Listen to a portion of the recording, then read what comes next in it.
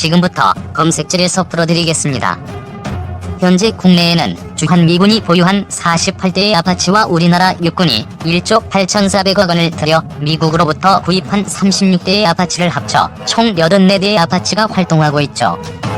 아파치를 구입하게 된 배경으로 기존 헬기의 노후화로 대체를 해야 했으며 지속되는 북핵 위협과 북한의 도발 상황 시 효과적인 방어를 위한 것입니다. 우선 궁금한 게 아파치에 대한 재원 사항입니다. 최대 이륙重량은 10.4톤이며 무장사항으로 유도탄 공대지 미사일 최대 16기, 공대공 미사일 4기, 로켓 70mm 최대 1튼 6발, 기관총 30mm 최대 1200발을 장착하며 최고 속도는 365km입니다. 아파치의 유일한 라이벌로 알려진 러시아산 하보크 미-28N은 최대 이륙重량이 12.1톤, 무장사항으로 공대지 미사일만 장착, 기관총 30mm 최대 300발에 최고 속도는 377km이라는 재원에 뒤지지 않는 공격력을 보이고 있습니다. 중요한 것은 아파치의 작전 반경은 480km이며 하보크는 460km로 아파치가 하보크보다 더 넓은 범위에서 작전을 펼칠 수 있다는 장점도 있습니다. 그렇다면 만약 북한이 도발을 감행할 시북 쪽에서부터 밀고 내려오는 전차를 아파치는 얼마나 효과적으로 막아낼 수 있을까요? 물론 북한의 전차가 밀고 내려올 때 우리나라의 전차 부대도 가만히 있지만은 않겠죠. K1 전차와 K1A1 전차, K2 전차가 능능하게 방어를 하겠지만 아파치를 들여온 이상 가만히 놀리지만은 않을 겁니다. 땅에서 우리나라 전차들이 굉장한 폭음으로 불을 뿜고 있을 때 당당한 엔진 소리와 함께 하늘에서도 북한의 전차를 공격하고 있을 테니 말이죠. 조사에 의하면 아파치 1대가 처리할 수 있는 전차 대수는 약 16대라고 합니다. 만일 북한 전차 100대가 남하를 시작하고 있다고 가정해보겠습니다. 강력한 육군의 기계화 전차 부대들 때문에 쉽게 휴전선을 뚫고 들어올 수는 없는 상황에서 아파치 6대가 출동을 합니다. 1대당 16대의 전차를 잡을 수 있다고 했으니 계산상 6대는 96대의 북한 전차를 쓸어버릴 겁니다. 남아있는 4대는 문제가 되지 않겠죠. 물론 북한군에서 아파치를 저격하지 않는다는 가정에서 나온 아주 단순한 계산이니 절대적인 것은 아니라는 말씀을 드리고 싶네요. 런화력을 가진 아파치를 추가로 더 구매하기로 결정한 국방부는 2020년대 동아시아 최대 아파치 보유 국가가 될 전망입니다. 지상전과 공중전에 모두 가능한 전투 능력과 산악 지형이 많은 우리나라의 지형상 전투에서 매우 뛰어난 효율성을 찾을 수 있다는 것 때문이죠. 우선 우리나라 주변국 중 아파치를 보유한 국가로는 일본이 11대, 인도가 36대, 대만이 29대, 싱가포르가 17대, 인도네시아가 8대로 상대적으로 월등한 아파치를 보유하길 희망하고 있습니다. 국방력이 강해진다는 것은 외부로부터 우리나라를 강력하게 지켜낼 수 있어서 기분 좋은 일이긴 하지만 항상 걸림돌이 되는 것은 뭐니 해도 머니일 것입니다. 1대당 약 350억 원이 훌쩍 넘는 가격 때문에 쉽게 결정할 수 없는 이유들이 존재하죠. 일부에서는 차라리 국산 기술로 공격 헬기를 개발해서 실전에 배치하는 게 더 좋다는 의견도 있습니다. 기존 국산 기동 헬기인 KUH-1 수리온이 성능 개량을 통해 좀 더 강력한 헬기를 만든다면 국가 경제에도 큰 도움이 될 것이라는 의견이죠. 정부의 한 관계자는 국내 기술이 점점 좋아지고 있다.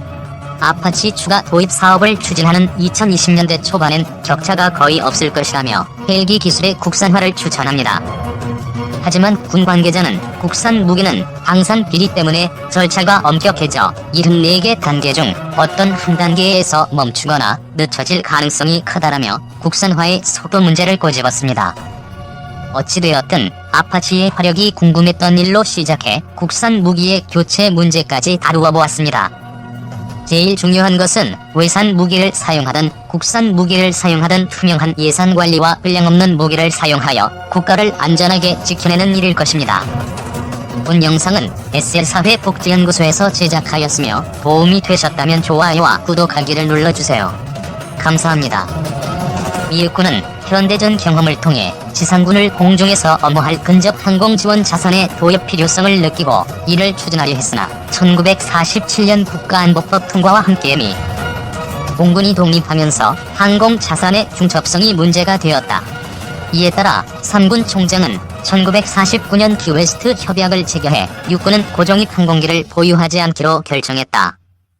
이로 인해 미 육군은 A-10 선더볼트 II나 AVA 해리어 II 같은 본격적인 지상 공격기의 보유가 어려워지자 협정에 의거하여 보유가 가능한 회전익기의 무장을 더하는 방향으로 가닥을 잡고 1950년대 말 벨사이 VH-1 1호거이를 무장용으로 개조한 AH-1 코브라 공격 헬리콥터를 도입해 베트남에서 활용했다. 하지만 VH-1의 도태 시기가 다가오자 미 육군은 고동항공화력 지원 체계 사업을 발주해 대체용 중형 무장 공격 헬리콥터를 도입하고자 시도했다. 미 육군은 1966년 로키드 사이 AH-56 샤이엔 헬리콥터의 시제기를 AAFSS 사업의 우선 협상 기종으로 선정했으나 양산 계약 전에 기체 추락 사고가 발생해 개발 일정이 밀리자 1969년 5월부로 양산 계약이 파기되었다. 이후 베트남 전쟁마저 중전 분위기로 흘러가기 시작하면서 미 육군은 1972년 AH-56 AAFSS 사업 자체를 취소해버렸다. 미 육군은 AH-56 샤이엔 개발 사업이 좌절되자 차기 공격 헬기 사업을 실시했는데 벨사이 야유-13A도 그 후보 중 하나였다. 출처 왼쪽 사진 윌리엄 프레틀리너 @wikimedia.org 오른쪽 사진 벨 헬리카프터. 대신 미군은 기술적으로 쌍발 엔진 쪽이 훨씬 안정적일 뿐 아니라 기술적으로도 개발이 쉽다고 판단하고 1972년 11월 차기 공격 헬기 사업을 새롭게 발주해 제안 요청서를 발행했고 이에 벨, 보잉 버툴 그러먼 컨소시엄, 휴즈, 로키드, 시코러스 기사가 제안서를 제출했다. 1973년 7월 미국 방부는 그중 벨사이 야유-13A와 휴즈 사이 야유-14A 헬기를 최종 후보로 선정했다. 미 육군은 이 두 기종을 토대로 다양한 시험 비행과 테스트를 거쳤으며 로터가 사장인 AH-64 쪽이 만약의 피격 상황에서도 더 안정적으로 비행할 수 있고 야-63A의 3년식 랜딩 기어 배열의 안정성이 떨어진다는 이유로 야-64A를 AAH 사업 우선 협상 대상 기종으로 선정했다. 차기 공격 헬기로 선정된 AH-64는 미 육군이 헬리콥터에 대해 아메리칸 인디언 원주민 부족 이름을 붙여온 전통에 따라 오늘날 미국 애리조나주와 뉴멕시코, 서부 텍사스, 남부 콜로라도, 멕시코 북부에 걸친 아파체리아 지역에 거주하던 인디언 부족의 이름에서 따서 1981년 아파치 헬리콥터로 명명했으며 1982년부터 실용 개발에 들어갔다. 아파치는 최초 휴즈 헬리콥터에서 생산했으나 회사가 1984년 맥도넬 더글러스에 4억 7천만 달러에 매각되면서 생산업체가 변경되었고 다시 맥도넬 더글러스가 1997년 8월 보잉에 흡수 합병되면서 현재 안녕하세요. 오늘은 KFX 사업에 많은 사람들이 품고 있는 의심을 풀어드리겠습니다. 구독과 좋아요는 영상 제작에 많은 도움이 됩니다. 1. 공군전력 크게 강화. 아주 정확히는 F4나 F5를 F18 2급 이상으로 대체하는 사업입니다.